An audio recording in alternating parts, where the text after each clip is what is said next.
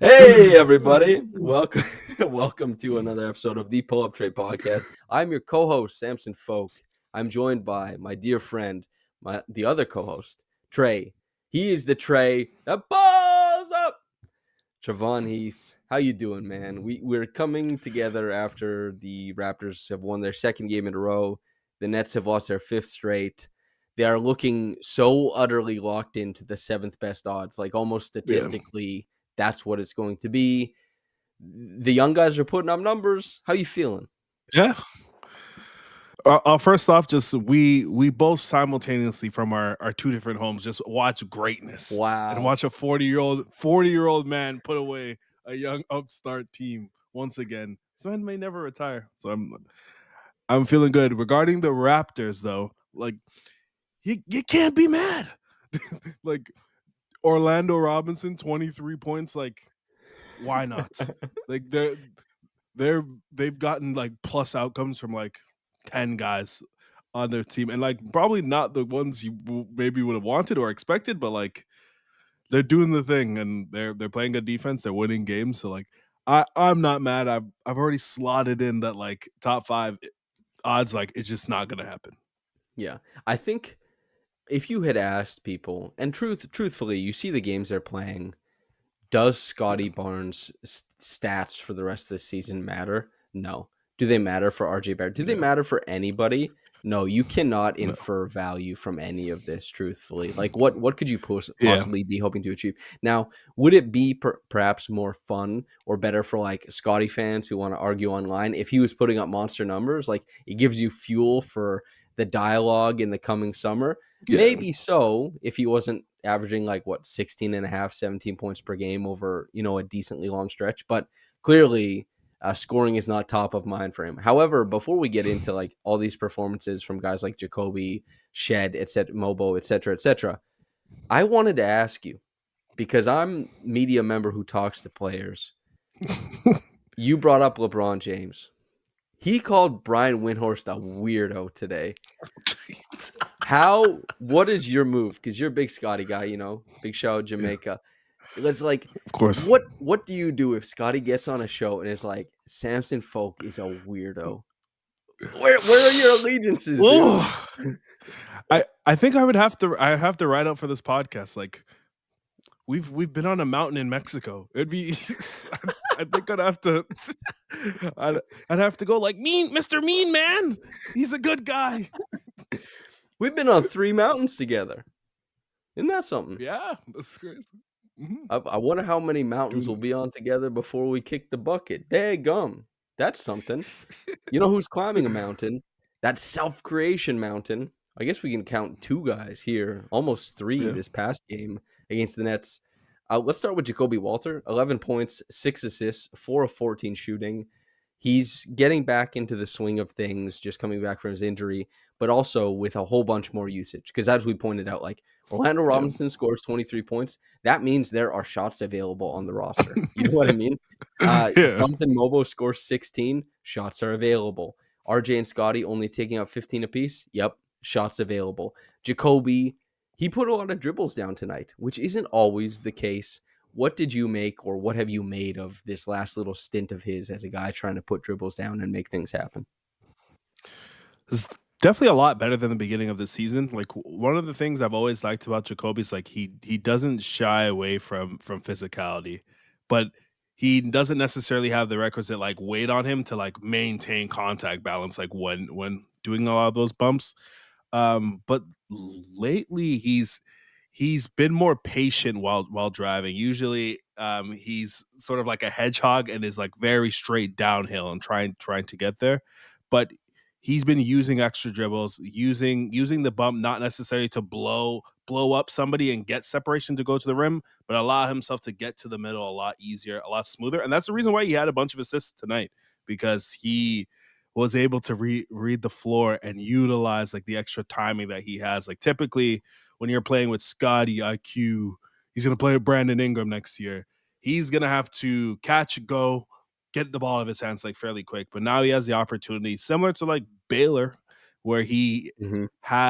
he's asked to actually self-create on a much higher level, and you see some sort of glimpses of like what this could be or what this could be on like a bench mob next year. And I'm pretty impressed thus far. He really does have to. At least the indicators early on are that he's going to have to be a pretty good tough shot maker with his stuff off the dribble. And as you pointed out, he has to be very comfortable with that physicality. I remember the second spectrum, Yeah. like the proprietary stuff earlier halfway through the Mhm. season, like 20 games into Jacoby's career, was that he hadn't registered a blow by via his own dribble yet. He had done it on closeouts, but everyone does, but he hadn't Yeah. managed to like have a sweeping cross and step past somebody. And you actually watch his game, and once you have that stat given to you, you think like, you know what? He actually is not blowing by anybody ever. And for a Yeah. guy who, I mean, you saw the dunk, he almost punched it. Like, he Mhm. has athleticism, he is quick, and especially you see it on the defensive end. It is interesting how much time he spends, like, locked shoulder to shoulder with guys and how often he goes to that physicality. And it's been good that he has been, I think, better than expected at his shot making in the mid-range, getting, like, I Mhm. guess, east-west instead of just north-south, as you said. He's put up 26 shots in 2 games, but he's also added 10 assists. Playing with pace with a guy in your hip is better for playmaking than it is for scoring. Yeah. Players are who you think they are until they aren't. It will be very, very interesting to see Jacoby as he develops as like somewhat as a guy. What does he do when he gets to dribble? Because early on, it's been a dribble for Jacoby usually means like a fadeaway in the mid range or a kick to Yeah. the corner. And as he progresses as a player, obviously that has the potential to go many different ways, but it also could stay the same. Some guys plateau, some guys get good at other things. I'm very interested to see how that shakes out for him because Grady has progressed offensively almost exactly as many people or as we thought probably. The Yeah. defense is not where I was hoping it would be. He hit the sophomore wall like 12 games into the season. Damn, that's a tough one. But Jacoby is it's been more, I guess, like seemingly random. It's been different than Yeah. Baylor. And this return to that is like Baylor, he was doing so much hard stuff all the time. And then in the NBA, he's Mhm. doing the low hanging fruit and he's good at it. And we're just He is. waiting on, I guess, you can let me know if I'm wrong, but two things I'm really waiting on is like where he goes with his dribbles, what he tries to do. But even more than that is just like catch and shoot threes, do those land. Because the Raptors cannot get enough damn shooting on this team, man.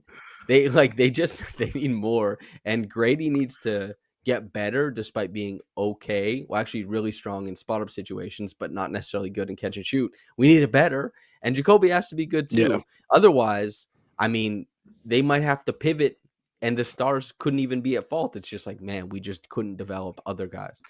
Where do you sit on Jacoby and like, what are you kind of waiting on? I guess.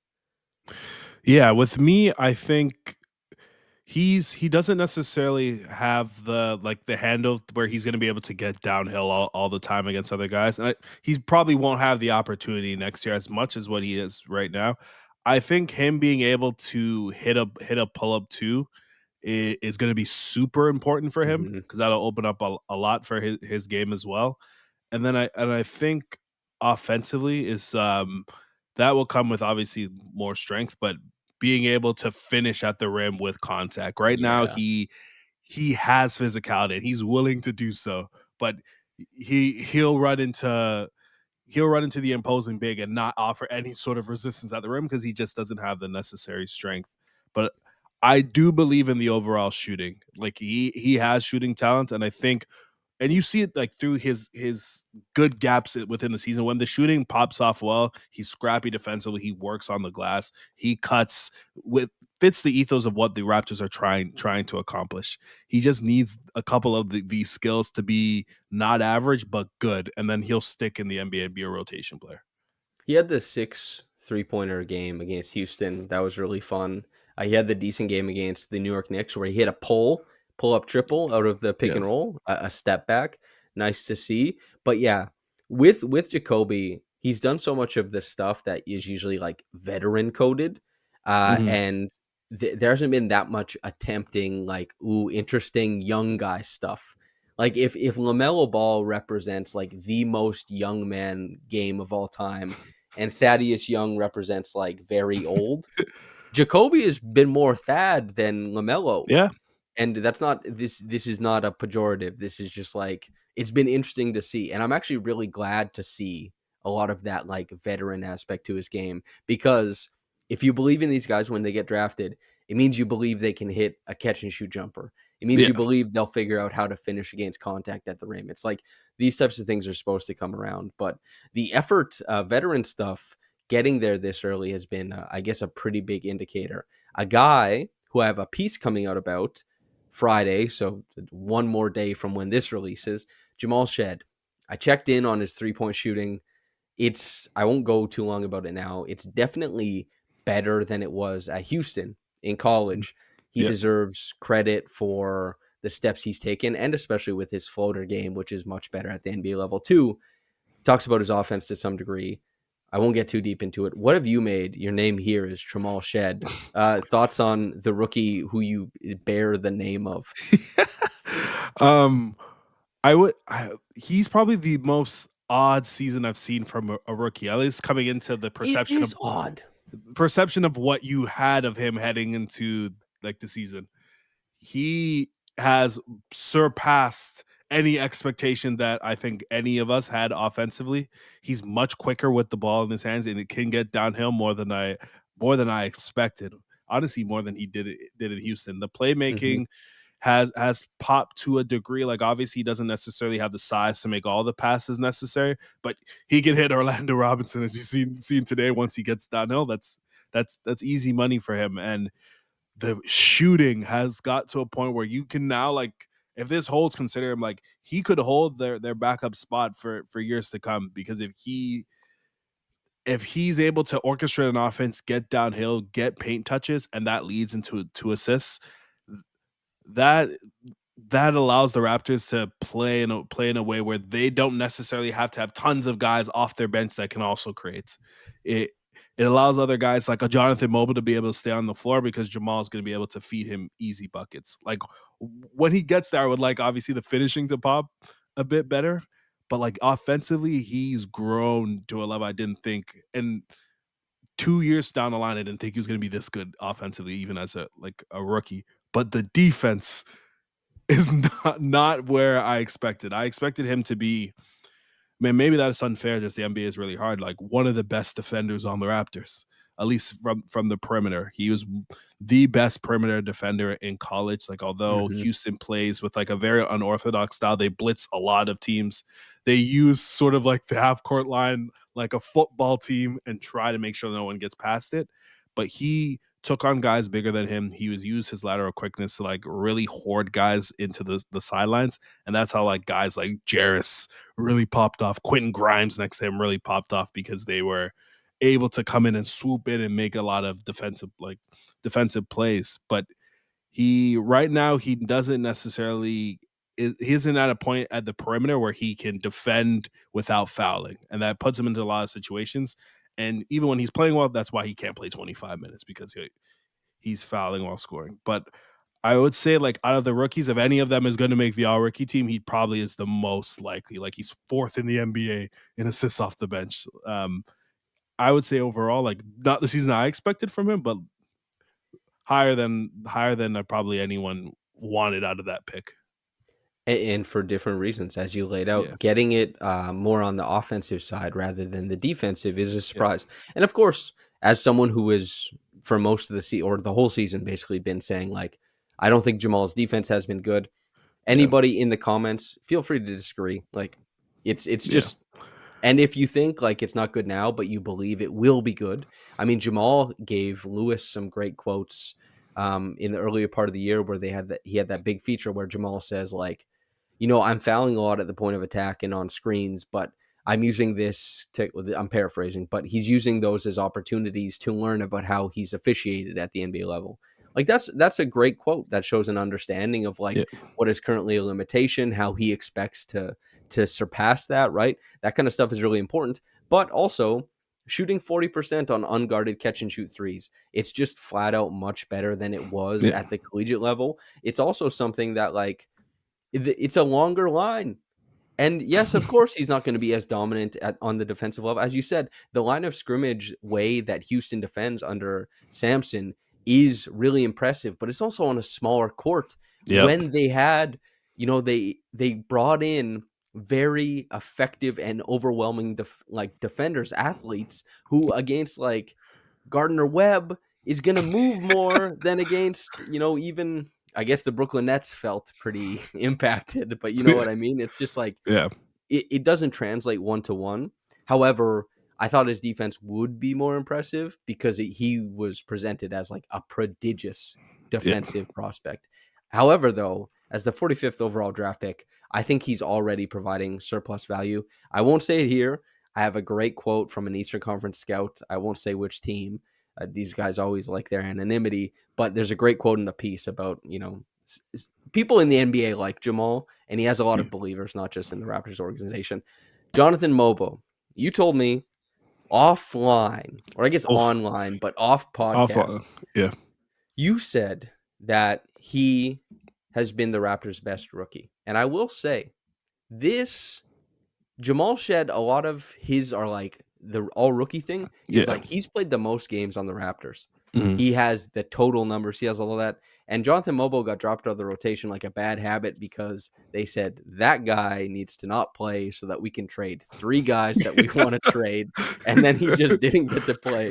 Jonathan Mobo, the Pull Up Trade podcast likes him. How you feeling Yeah. about him? Josh Cordonera is the best scout on the planet. So Yeah. I'll start by saying that.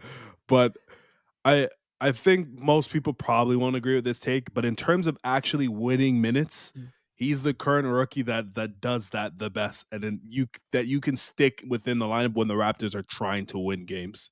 Like with Jamal and Mm. sometimes Jacoby, like their defense sometimes wanes, and whether they can play or not is dependent on if they're hitting open threes.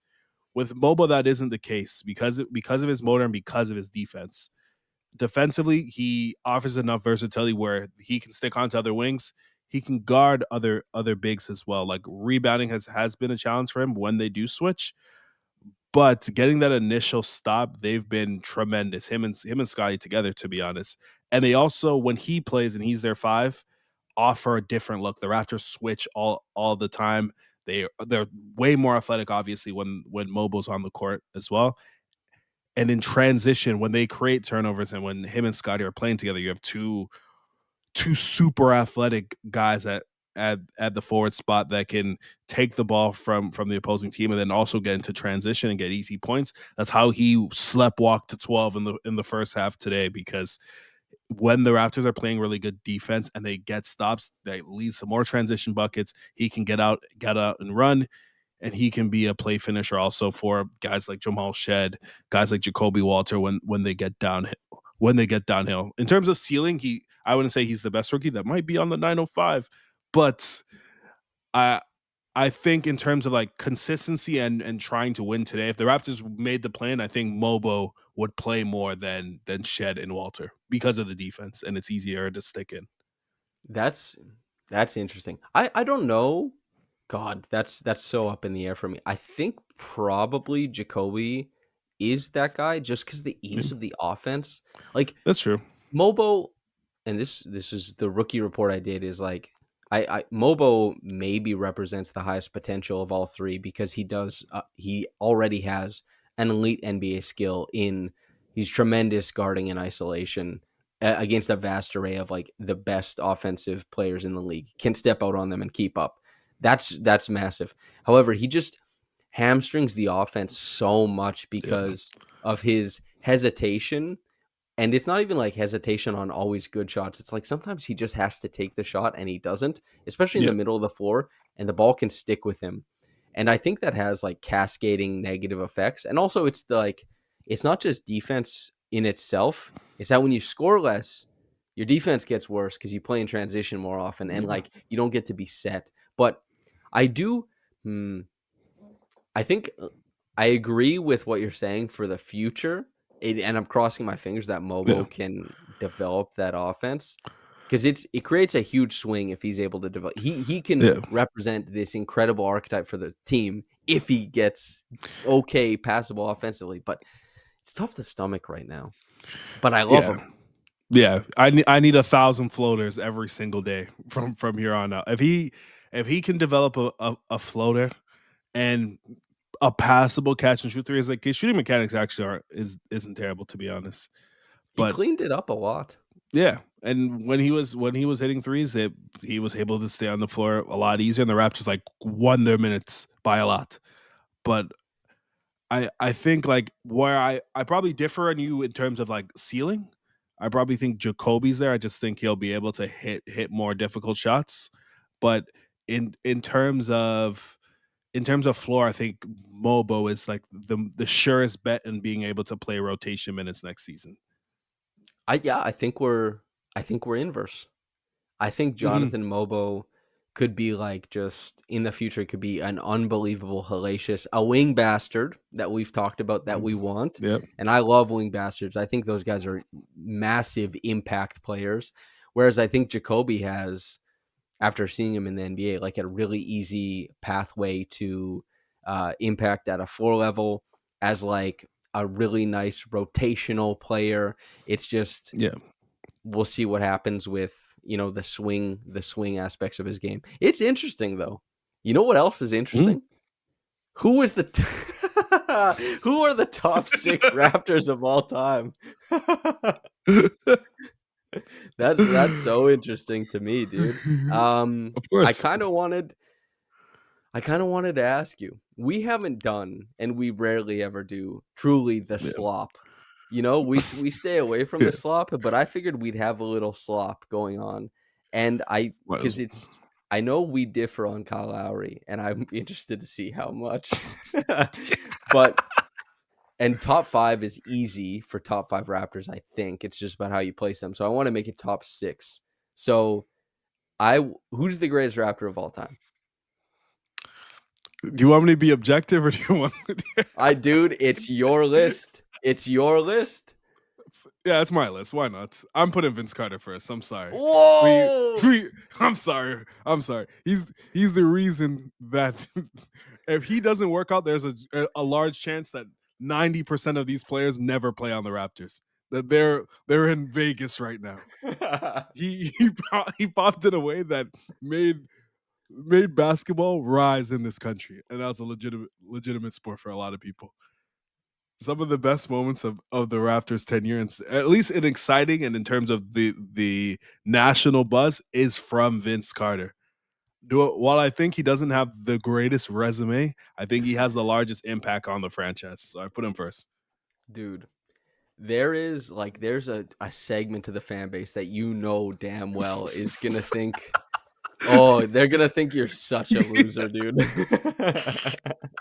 Oh, by the way, like, comment, and subscribe. It's good for the podcast. Thank you for Yeah, tuning in. yeah. I will give you my number one. From North Philly to your city. Who else, dude? Like, I get the It's argument all for right. fame. Please The everybody. It's fine. the very first piece I ever wrote for Raptors Republic, I was like, Vince Carter, the father of Canadian basketball, in some sense. Of course, Yeah, it's James Naismith. Of course, there are grassroots coaches and there's other people who impacted it. But just the ability to get into like the public consciousness and make basketball cool, and that there's a whole like era of kids who grew up and then entered the NCAA when Toronto was the number one represented city in 2016 or 15 maybe, and then also became all-stars. Like, that is so meaningful. However, that is a little bit more holistic basketball to me, yeah, because like Michael Jordan was a great Chicago Bull, but he also impacted basketball elsewhere, I think, is my yeah, argument there. And Kyle Lowry is yeah. he's the fucking man. He's so sick, dude. He's so cool. Oh man. 0 points, game one, plus 13. Let's go, dude. That's legendary. That's legendary See, stuff. This is I what, I kind of I look at it as Vince Carter's Albert Einstein when you think about it. Maybe it's not the most ladies and insane gentlemen, this invention in terms man of everything, recently but watched but with Oppenheimer, if you didn't know. but without Vince Carter, there is no Kyle Lowry, there is no anybody. So I gotta put him first. Okay. Okay. I who's number Kyle is well, I'll just do the Kyle one. Kyle was basically give you like a strong all-star to, third team, second team, all NBA level impact for like years and years on end. He was the main engine of the team for so long. He provided so much winning. He was there when they won the chip. He is got not as much credit culturally for how the Raptors were going as many other Yeah. players did, and or front office executives did, coaches did, and that became clear once he was gone. He's the greatest Raptor of all time for me. Number two, I'll go. I'm still sticking to that Vince Carter, Michael Jordan, great bull, did things elsewhere. I'm still sticking to that thought line or that through line. Number two is DeMar DeRozan for me. And again, there's a segment Yeah. who thinks I I'm lo- such a loser, dude. Okay. No, If you don't put Kyle second, I'm throwing my computer, dude. I see. I reworded this list twice, and I threw him at two just to be some level of objectivity. Okay. Kyle Lowry has the best resume of any Raptor. Like he is the greatest Raptor of all time. Maybe not the most impactful, but like w- hitting on that trade changed the course of the Raptors' future. It, if you told me that they would go on a 10-year stretch where they were one of the most winningest franchises in the NBA, we think it's like we're in the multiverse. Like him and DeMar changed the culture of the Raptors, changed like basketball in the city. And I think it's a pretty strong like correlation to where you saw like younger stars rising like Andrew Wiggins, Tristan Thompson, Corey Joseph around the same time as the Raptors started to really be good. And I think it helped in that generation, like kind of like the golden age of like youth basketball in the city. They wouldn't have been able to sign DeMar Carroll in 2007. They had the juice, dude. Yeah. What a big signing. Um, yeah, and the reason for DeMar is that I will say, the Vince stuff, I believe some of what Vince says about like I know he loves Toronto. I Yeah. know it was a bad situation. I know the front office was moving like retrospectively in an insane way that Yeah. especially when we look back at or look at the player empowerment era, it's like Vince was not doing anything that like people would just be like, "Oh, that's normal if it happened today." Yeah. And the Raptors didn't jive with that. So Vince, I think, lashed out. And I think like he was quiet quitting.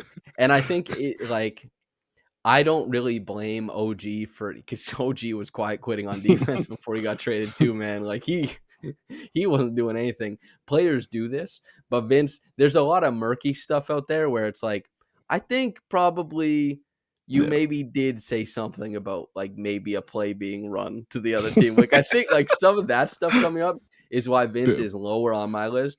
But I love Vince Carter. I hold nothing Yeah. against him, but when he's being ranked against DeMar DeRozan, my favorite Raptor, my first favorite basketball player, and it's my list, I gotta go DeMar. Number three, I'll go Yeah. Vince Carter. It's Vince Okay. for me at number three. No, that's totally fair. For me, it's DeMar DeRozan. This is my second favorite Raptor of all time.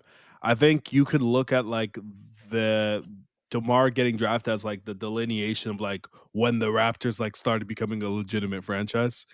He it was the first pick in a really long time that they actually hit on that had some impact outside of Bosch and Carter. That wasn't like Hmm. a top five pick, and he grew into a level where I think for especially his first couple years, it was kind of unsure if he was going to be like even like an all-star level player. When Chris Bosh left, he turned into a Hall of Fame level player, a Hall of Fame level scorer, and he's going to go He's down as gonna one of make it.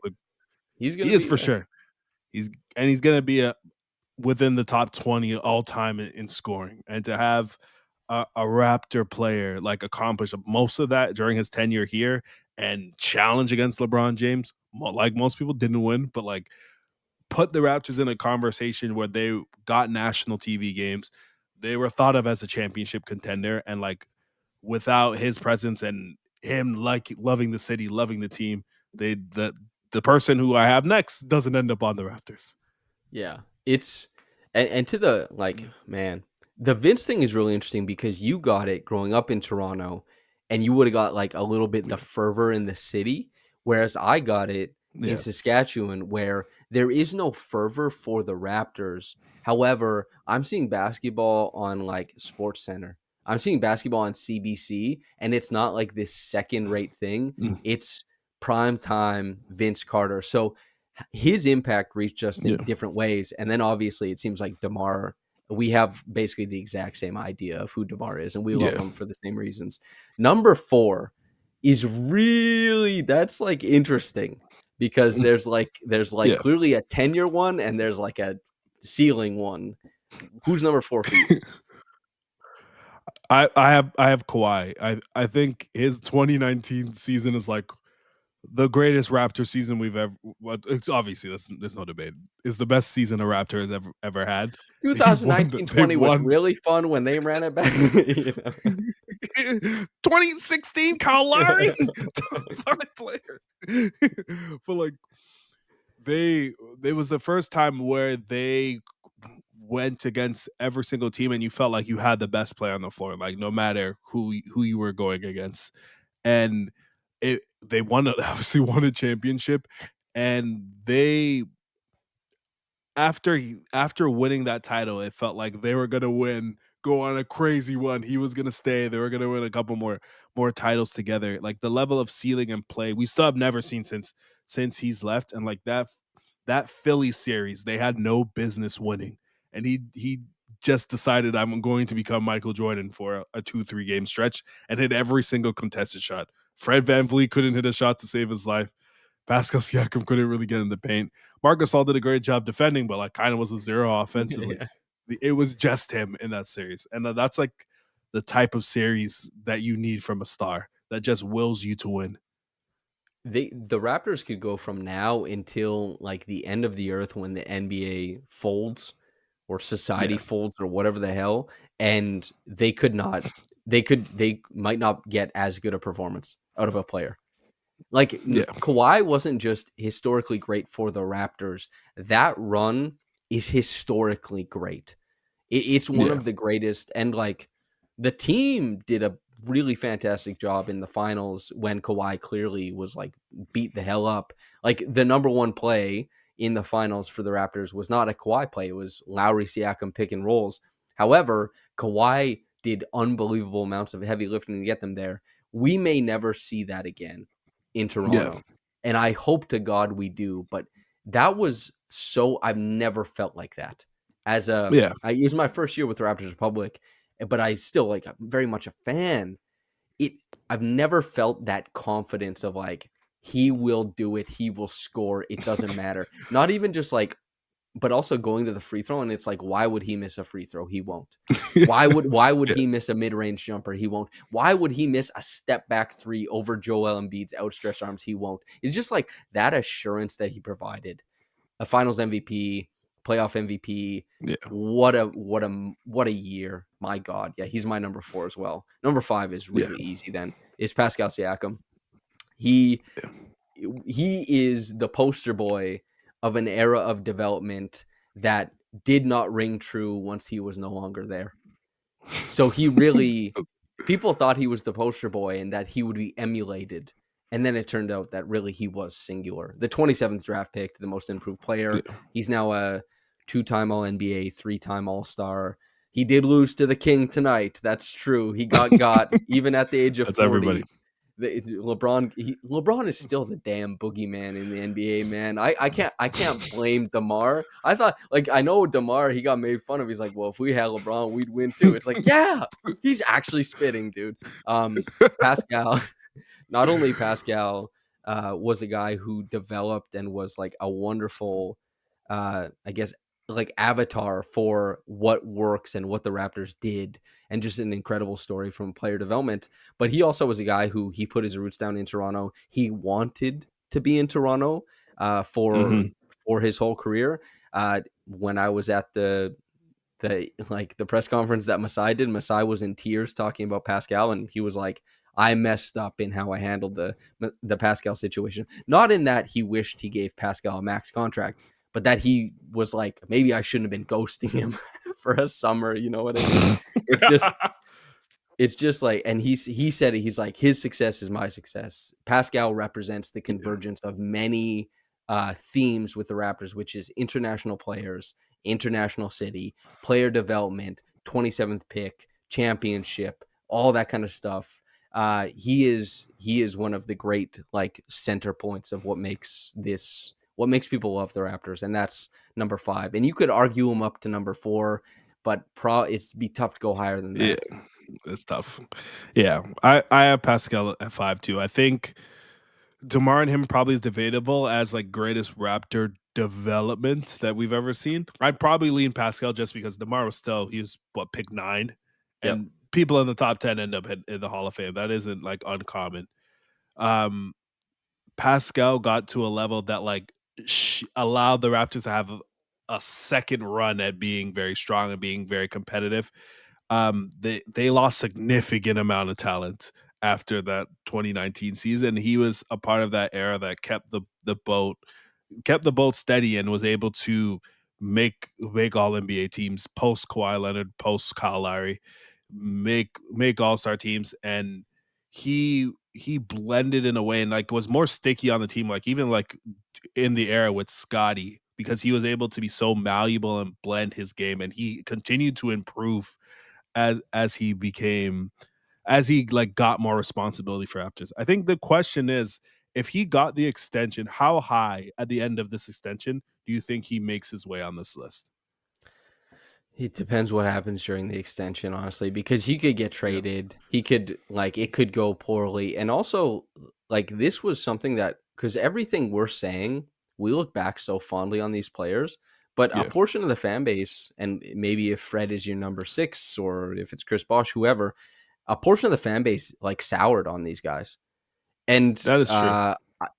I personally never understood that because I watched so much Raptors basketball. It's the championship team. These guys are clearly like good men, loyal to the team, like all this kind of Mhm. stuff, and they're still good players. Even if you have perceptions about like I want my favorite guy to be top dog, or if you have perceptions about like this is necessary for the team, I don't understand why the distaste for the player would come in, but that's a real aspect of it. And who knows if Pascal sticks around because like a large portion of the fan base was like, no, we need to move on. We need to do X and Y. And if he sticks around and they're not popping off, then he can become in the same way people made him the poster boy for like a treadmill Raptors team, which is Yeah, why would he be the it's like the team building matters, but he could have been the poster boy for an underachieving era, and that makes like Chris Bosh. Is he on this list? I don't know. Right? Is yeah, perception is a big thing. Who's your number yeah. 6? It's mine is Chris Bosh. That's probably gonna be unpopular, but I think in pure talent, you have to put him over Fred. He was you can't talk about it's a bad era, but you can't talk about the Raptors without talking about like the Chris Bosh era. He after Vince Carter left, it was another star. He made several all-star teams, and like the '08 season, I'm like super duper fond of it. The Raptors won their division. It was super cool, and like in some of those seasons, you can push for Chris Bosh to be a top 10 player in the NBA, just based on his versatility defensively, his shot making. And I don't think you can consider that for Fred VanVleet, although he was on better teams and probably is associated to more greatness. I think Chris Bosh, the gap in just in overall talent and production, you have to put him 6. It's has Chris Bosh ever gotten a Finals MVP vote? It's just I agree. Chris Bosh is number 6 for me, and a little bit because I think Chris Bosh was really underrated as a Miami Heat player. Oh yeah. And like, because again, these are our personal lists. He helped usher in like the next era of defense in the NBA. He was the linchpin. Like, obviously, LeBron was the biggest motivator there, but Chris Bosh tied together a very futuristic defensive scheme that would go on to affect the NBA greatly. And he did it with the Heat. But it is like that's the guy who was in Toronto for what, 7 seasons, 7 years. He Yeah. averaged almost 20 and 10. And especially back then, lower scoring era. It's just like there's not as much of this stuff going around. He was so talented, and I know he's not as really a big part of celebrating the anniversary because he thinks of himself as more of a Miami Heat legend than he Yeah. does, a Raptor legend. That stuff matters. Of course it Yeah. matters, but he's just a much better player than Fred VanVleet. He Yeah. played 7 years here, right? What Fred was what, 7? 8? Yeah, How I think many? roughly the same. He played 7. They got the same Yeah. tenure. It's just Chris Bosh didn't have the good luck to play alongside Kyle Lowry and Kawhi Leonard and Pascal Yeah, Siakam and DeMar. he They he's gave much I him think nothing, dude. I'd be pissed I too. think I don't think either player probably gets their jersey retired, but I think Fred probably is more likely just because of the It association with the team. I don't think either will happen, I'll be honest. Neither Like, do I. Pascal is like it bounces on a knife's edge. You could easily say no, and you could easily say yes. I think it Yeah. I don't think Pascal's will get retired. I think it'll be Vince, DeMar, and Kyle. Yeah, I think Pascal probably needed to play like 2 or 3 more seasons because that would have He probably needed put to be on him. those leaderboards. Yeah, because that he probably needed if he plays what 3 or that whole extension, he probably becomes what the all-time leading scorer for the Raptors. For sure, actually. Yeah, Yeah, no Raptors yeah. played 10 years. So that he probably needed this extension to like really solidify him as like a Raptor legend. He's like right underneath, like probably the closest to. Yeah. He's below legend, for sure. Below Yeah. legend, but, and if you're below legend, you get your jersey retired, but also the Raptors, they don't have that much history. Could something I mean, every time I Yeah. go to the I see goddamn there's like 9 there's like I don't even know how the Maple Leafs, as they're currently constructed, have enough numbers to, like, have a team out there. They have, like, 90 retired jerseys on the Maple Leafs, dude. Yeah, they don't retire jerseys for that reason. They just like honor the player. They They've been stopped around doing for that? so long. Yeah. For they've Oh, been there you around for go. so long. Yeah, I'm like, "Who the hell is Stan Hoyt?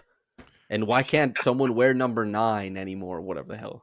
Stan Yeah. Hoyt isn't a real player. I just thought I'd come up with, like, maybe a not a turn of the century name. You know what's, okay, let's talk about, prospects. How's that sound? I'll Let's let do you it. I think introduce them. I'll let you introduce them. let's do it. So we're talking about highly requested actually. Khaman Mhm. Maluach from Duke. He's a 7'2" big from Duke University. um, I think like looking at him, he's like the most difficult prospect that we'll probably discuss. Like the I would I say think he's based easy. on you think That's he's easy. interesting. I think he from all the people, maybe it's just like the sphere of talking to so many people. I think people sway on him like significantly on overall Oh, ceiling and impact. But well, this podcast has never really cared about those outside voices. We're just looking at the film. that's fair enough. Real grinders. Yeah. For me, I lean to you. I think it's like a very easy evaluation. I tend to like this style of big. I call this like too big to fail, where Hmm. they they're long, they're athletic, they have a huge catch radius.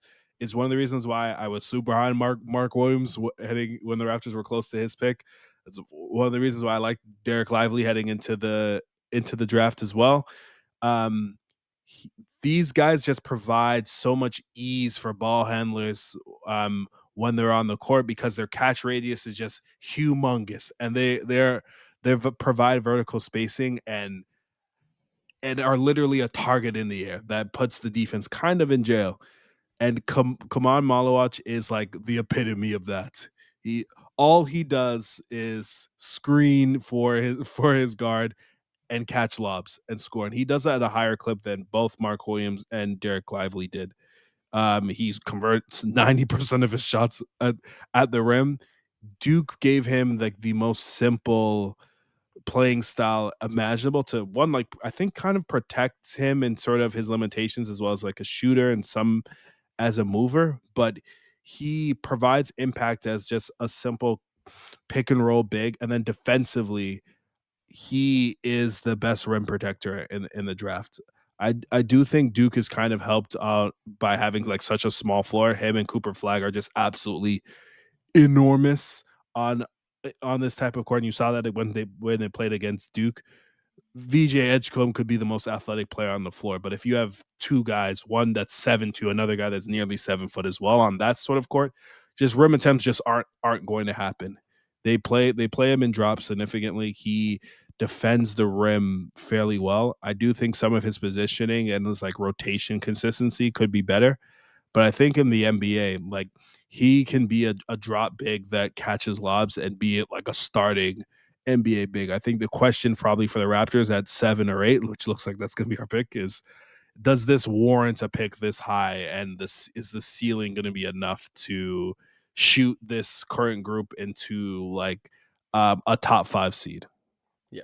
I agree with you on so much what you said, but also like the too big to fail thing is you watch him, Malwatch, and Yeah. you say like, "Yep, he's going to be an NBA player." Yeah. Like we didn't say the stat line, but it's not a big stat line. 8.4 points, 6.7 rebounds, zero point 0.5 assists, 1.2 blocks, which sounds quite small, but he only plays 21 minutes per game. That's not due to foul trouble. He averages like 2 fouls a game. It's just the way that Duke plays. And is that a bit of a like, a spot like, why isn't he playing more? I think to some degree, Yeah. because he does make a lot of mistakes, which we'll get into. But to your point about just being so efficient, 71% field goal percentage, 75% free throw, 73% true shooting. As you mentioned, he's shooting 91% as a roll man. So he's 39 of 43 from the floor when he shoots as a roll man. And shooting is a funny term to use for just dunking Dunks. Yeah. everything because he dunks everything. He's massive. And while I really worry about his feet, particularly in the pick and roll, defending at the next level, when he gets to load up, which is why so many of his blocks are big, sweeping backline rotations and so many of or chase down blocks, because when he gets to load up, suddenly he's very fast and very like an unbelievable leaper. The target man aspect of him, as you talked about, is insane. I remember the first time, because my brother, he could dunk in high school and we played on the same team, and throwing him a lob was a very precarious thing because he wasn't Yeah. such a great dunker that you could just toss up. It had to be placed pretty well. When I started playing, like going to the club basketball and started playing with guys who could really, really get up, and you Yeah. realize like how big is the catch radius here? Because I felt like I just threw a terrible pass and it got dunked anyway. Maluach collects everything. I have not seen a pass go over him, beside him, anything. He just is like his catch radius. He won't be as good as Anthony Davis, obviously, but Anthony Hmm. Davis is a guy who it seems like a vortex. The ball arrives to him. Maluach is also similar to that. He doesn't have the same level of hands, but God, he just the space, throw Yep. the ball, and Duke loves doing that. Duke, a guy just takes a step into the paint and he's like, "Is anyone stepping up to me? I'll throw a fastball at the rim, and Maluach will go get it." Of course, if he was doing this all the time, he'd have more than 8 points a game. But everyone understands this is a skill set thing, and on a bigger NBA floor, I think his offense. It's why he's too big to fail. He Yeah. will catch lobs and he will get an opportunity to improve his defense, which we'll get into. But just to quickly round out the offense thing, he doesn't take floaters. He's taken like 6 hook shots. He does not isolate. He does not post up. He does not do these things. He has hardly any post ups, and when he does, it's like a similar action that the Pacers run for Pascal Siakam and Miles Turner. It's a wedge roll, or a wedge action, and it's just to create like high low feeds. The Raptors also run wedge sometimes if he's there. Who knows? But uh, his jumper is not that bad mechanics. There's so Yeah. much forearm in it. Like he's Yeah. stabbing the ball into the air. But as far as like a lot of the moving parts, it's pretty calm. I think you could, and he also shoots 75% at the free throw line. Yeah. Like there's Yeah. indicators that and you know what? If he's not a great 3 point shooter, whatever, who gives a damn? If he can hit his free throws, that's really valuable, Hmm. like at the end of games to keep him on the floor. That's his offense. He dunks everything. He has insane ability to go get stuff. He's not a good screener. They try and get him to set a lot of screens. He can't land stuff. Yeah. He's only been playing basketball for 4 years, man. You know, I Hmm. just there's a but he dunks a lot, and dunking is good and important. And he It also he is. gets he gets on the offensive glass too. Like what's his name? Neemias Queta for the Celtics. Oh, yeah. Like Queta, everyone was like, this guy can't do anything. And then he just steps on an NBA floor and immediately it's just like, this guy is such a goddamn problem. He's so big. Why is he Yeah. so big? This is a problem. Even just to throw things out of whack. But again, defense, and justifying a 7th or 8th pick. He'll be an NBA player. Is he worth For sure. that?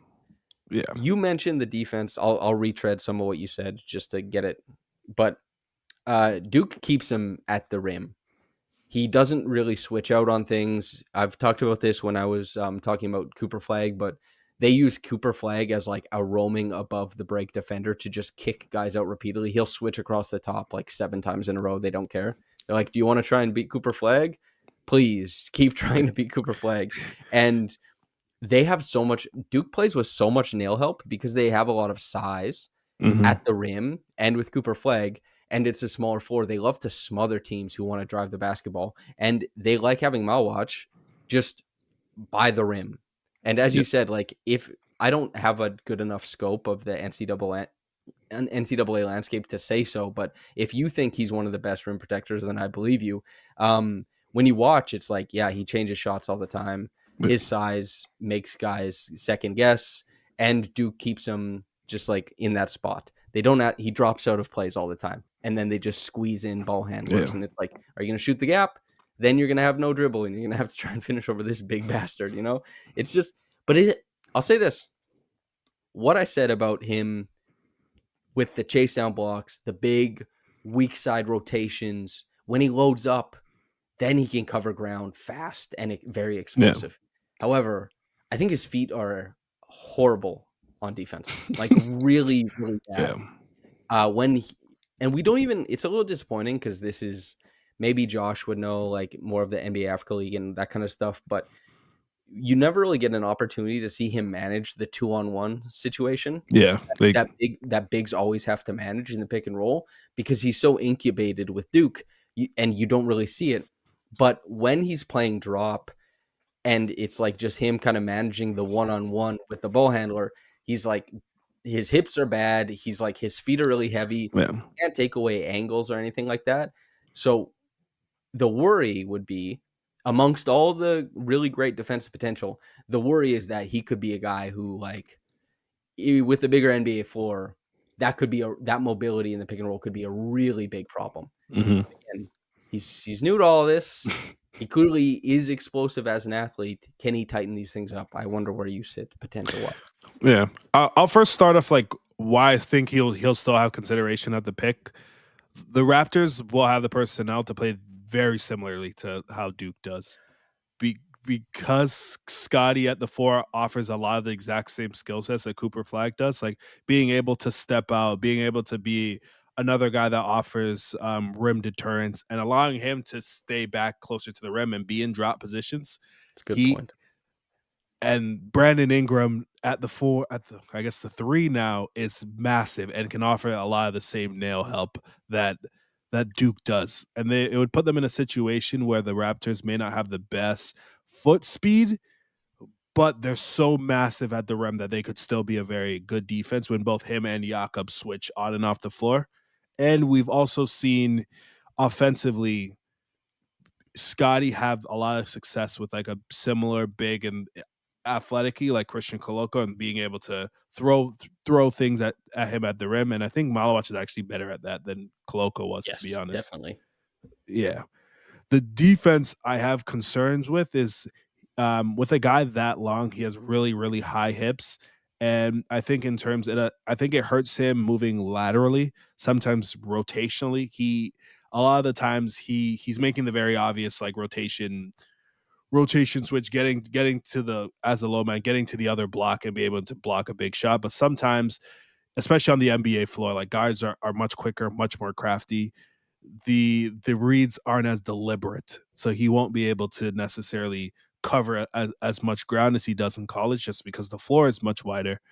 And I think some of his lack of strength and high hips like hurt his positioning and why you don't see the rebounding pop. Typically, a guy that athletic, that tall, is a very, very good rebounder and controls the glass Um, a guy that we spoke about last week, like Derek Queen, a tremendous offensive rebounder, but that's just because of overall girth. He doesn't He's got necessarily that have the oomph. strength. He's got the dog. He doesn't necessarily have that strength and like overall like leverage to be able to box guys out and win rebounds. And also in post position too, most of the looks that Baylor was able to get were actually them throwing the ball to a guy smaller than him, getting underneath him, getting leverage, and being able to score in the paint. Guys in the NBA are shorter guys in the NBA, 6'8", 6'9", are going to be able to be much more crafty. Also have the strength to separate from him in that standpoint. I He's think the type picking, of defender that Şengün has a master class against. That's yeah, like that's bad news. he's and then put it up Mhm. on him, and that's going straight into his chest. Like that part, I think it's hard to project for the seventh pick, having to have all these contingencies and hoping it goes okay. But the ceiling, if he's able to, if his touch extends to the 3 point line, he's one of the better rim protectors in the NBA. You're you have I hate the word unicorn, but you have a rare five. My thing is just that very rarely happens, and like that leads to like Mo Bamba getting picked probably higher than he wants to. And I think the Raptors like for sure need a hit on this pick. They cannot afford not to hit on this pick. I think he'll be like just a quality. So I think he'll be a Yeah. very solid NBA big. It might take him a little longer though. But Yeah. it's like there are bigs who for the first 4 years of their career nobody talks about them. The full length of their rookie contract and then they like figure it out and make it work when they're like 27, 28 and everyone's like this is awesome, this is great. Yeah. Maybe it's something like that or maybe he pops early, but yeah, to your point about like the rotations, a lot of people listening probably have seen highlights or maybe watched live that game against Baylor. He had Yeah. 2 blocks in the first, like, 8 minutes of the game that were just like, "Holy hell." He covered, like, Yeah. 18 feet and just met a guy and pa! Cleaned the glass, and Yeah. it's like, "Holy moly." But what you bring up about positioning when he's in close proximity to other guys, he has such trouble hanging with guys in post-ups, Yeah. which you want a guy to be dominant, but he's not able to corral guys with his lower body and move with them. He's very up here, and Yeah. that's kind of like the whole story of him is that he's very up here in that he's going to catch lobs, he's going to block shots, and he's like he's dominant in the air. He's Air Yeah. Force. That's what he's doing. He has to get the rest of his game into a better spot, which is like could definitely come around and you could be rewarded for it. And if it comes around really quick, then you're definitely being rewarded for that selection. But I mean, maybe like this guy would be a home run if it's at like 12 or 11. You're like, yes, dude. But at Yeah. 7, you're like, you really have to decide between him and some other prospects who fans are really going to like, scouts are really going to like. It'll be interesting. But I believe in him as an NBA player, which is not faint Yeah. praise. It's tough to be an NBA player, even if you get Agreed. drafted. It's tough to make it. I believe in him as like first contract, second contract, third contract. Yeah. He'll stick in the league. I believe in it. Any other thoughts? I know we said we want to keep this under an hour. We're running up against it, dude. I think overall for him, like I don't think it's the necessary fit. Like there's undertones and why people have aligned him to the Raptors, which I'll just leave alone. I think even like we haven't seen, although like the reads that the Raptors like bigs have to make are fairly like deliberate. We still haven't seen any of that on like his tape as well, and like that is a requisite piece for the Raptors. They ask Orlando Robinson to make these reads also. So, Well, maybe I maybe they don't. don't even look center because they've got a guy who can give you 23 and 12. Just sign him. Dude, That, there it that- is. that's a fact, and I also just think like Jakob's good enough and young enough where like see if Chomchi has something for one or two more years. See if that grows into something, and then you have your development pipeline there, or you can look at that position another year or two. Like again, the Raptors are the worst team scoring the ball with the ball in their hands, and I think you have to address that. It's like the most clear and obvious thing. Yeah, that is a really great point. It's something you and I talk about all the time. So maybe I was overlooking it, but to frame it in this sense, like this pick, if you're looking at the Raptors, like obviously Brandon Ingram is going to elevate that, but is Brandon Yeah, Ingram so good that he takes the worst team and makes them strong at it? No, I think he could maybe get them out of the top 10. He's surely, or out of the bottom 10. He's surely going to get them out of the bottom five. But when you look at this Raptors team in like 3 years, let's say, do you believe that Scotty's going to be like that next level on ball creator and scorer? I yeah. believe in Scotty as an all NBA player, but I don't necessarily believe that. Do I believe that of RJ Barrett, of Emmanuel Quickly? It's like, no. So if you think there's a guy in this draft class who in 3 or 4 years you think could have like significant pop on ball, that's maybe a guy you grab. That's Yeah. creation is big time, dude. You know, Yeah, it's yeah, important. yeah. So it's. I think it's they've the last 2 years have picked players that I both really liked. I still think they got surplus value at the spots that both Grady and Jacoby got picked at. But they still need to be able to score the ball, have someone that scores the ball in their hands, and I think it will make Scotty's life easier and insert him in a role that works with his strengths, and also gives you contingencies if Brandon Ingram doesn't work out. Also, Yeah. And honestly, like I think as you said, believing in Jacoby and Grady, I'm still there. I yeah, said, Jacoby, I think for the 19th pick, maybe he's not giving you like a ton of surplus value now, but it's easy to see why it's going to work in the future. And hey, mhm, listen, man, not a lot of people listening to this sat across from Mike Brown as he said, well, he thinks Grady Dick is in the running for he would be the leader for most improved player. Now, of course, Grady hit the wall and Mike Brown got fired, but that's neither here that's neither here nor there. I'm just saying he had some buzz, and we can get that buzz back at the start mhm, of next season when he's jacked, when he's yeah. brolic. Anything you want to say before we get out of here? Um, no, I think that's it. I think we're gonna like towards some of these later pods, like we're gonna make Samson try a few things, some Jamaican items, see how he likes Yes. it. I'm gonna tell more WWE stories because I seem to people really seem to like it. I got messages of like after wrestling events and like stuff that's happening in my You comments on it. you So have to introduce me to more WWE for yeah, sure. Also, there is Nutriment at the spot. Like I live in are Rexdale. I can find Nutriment is never more than a yeah, stone's throw away from me. I can have some Nutriment on the pod. bet Also, for listeners, next week we might even just do like a full just scouting episode with Josh, but Josh Codenero will be on next week. He wants to talk Walter Clayton, Carter Bryant, CMB, which Murray Boyles, a yep, lot of people have been asking about, and Trey Johnson, who he's a big fan of. Big names coming forward. So far, we've climbed. Well, we've not climbed. Sorry, I'm reading mine in Josh's chat. It's in the head. yeah, Anyway, we have covered a lot of players so far. So if you just go back through the catalog of the Pull Up Trade podcast, you will see a lot of coverage of a lot of different players. We always timestamp. And you can pay us back for all this by liking, subscribing, and commenting. Do you want to end the podcast this time? We could do that a little more often. sure. Close I us need a out, brother. I need a catchphrase, but thank you guys for listening for another week of this lovely podcast with my lovely friend, and we'll see you guys later. All right. Peace.